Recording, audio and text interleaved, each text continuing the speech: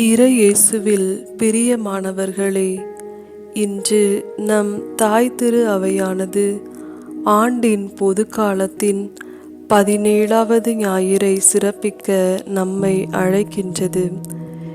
இன்றைய நற்செய்தி வாசகத்தில் புனித லூக்கா எழுதிய நற்செய்தி பிரிவு 11 இறை சொற்றொடர்கள் 1 முதல் 13 வரை.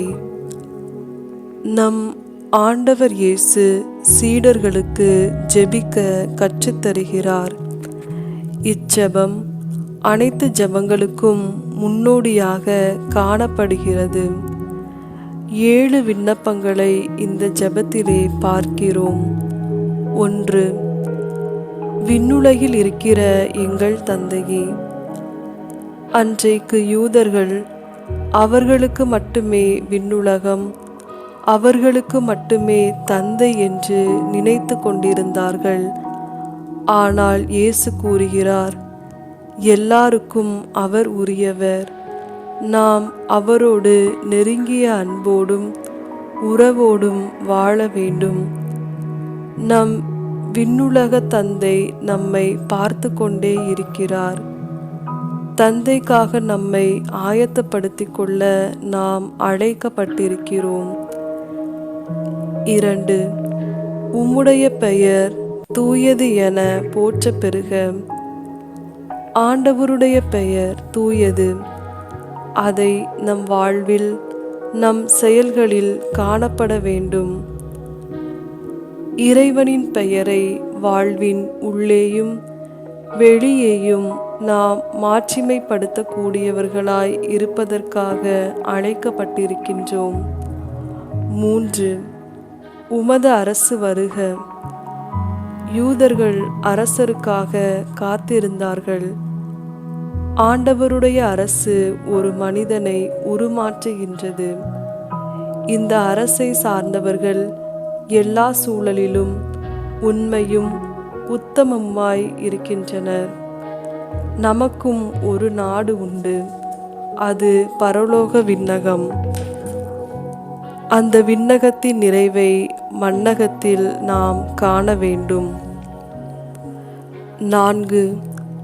உமது திருவுளம் விண்ணுலகில் நிறைவேறுவது போல மண்ணுலகிலும் நிறைவேறுக. விண்ணகமும் மண்ணகமும் என்று சொல்வது உடலையும் உள்ளத்தையும் குறிக்கிறது என்று புனித சிப்பிரியான் கூறுகிறார். இறைவனின் திருவுளத்திற்கு கீழ்ப்படிய வேண்டும். அதனால்தான் அழைக்கப்பட்டிருக்கிறோம்.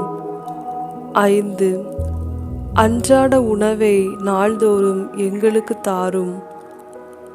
பல புனிதர்கள் இந்த உணவு எது என்று சொல்கிறார்கள் என்றால் அதுதான் திருவிருந்து நற்கருணை. திருப்பலி நற்கருணை நம்மை ஆண்டவரோடு இணைக்க செய்கிறது. 6. எங்களுக்கு எதிராக குற்றம் செய்வோர் அனைவரையும் நாங்கள் மன்னிப்பதால் எங்கள் பாவங்களையும் மன்னியும். நம் வாழ்வில் பிறரை குற்றப்படுத்தாது, தீர்ப்பிடாது, உள்ளத்தின் ஆழத்தில் தினமும் நம்மை பார்க்க வேண்டும். பிறரின் குற்றங்களை எந்த அளவில் மன்னிக்கிறோமோ அதேபோல் இறைவனும் நம்மை மன்னிக்கின்றார். நாம் மன்னிக்கும் மனப்பான்மையை பெற வேண்டும். 7. எங்களை சோதனைக்கு உட்படுத்தாதேயும், தீயோனிடமிருந்து எங்களை விடுவித்தருளும். இந்த உலகத்திலே நாம் சந்திக்கக்கூடிய தீமைகளிலிருந்து இறைவன் நம்மை காக்கின்றார். சோதனைகளிலிருந்து நாம் வெற்றி பெற்றவர்களாய், ஆண்டவருக்கு உரியவர்களாய் நாம் வாழ அழைக்கப்பட்டிருக்கிறோம். கடவுளை தேடும் போதும் நாடும் போதும் நமது வாழ்வு நிறைவு பெறுகிறது. ஆகவே காலையில் கருக்களில் கடவுளிடம் வேண்டிய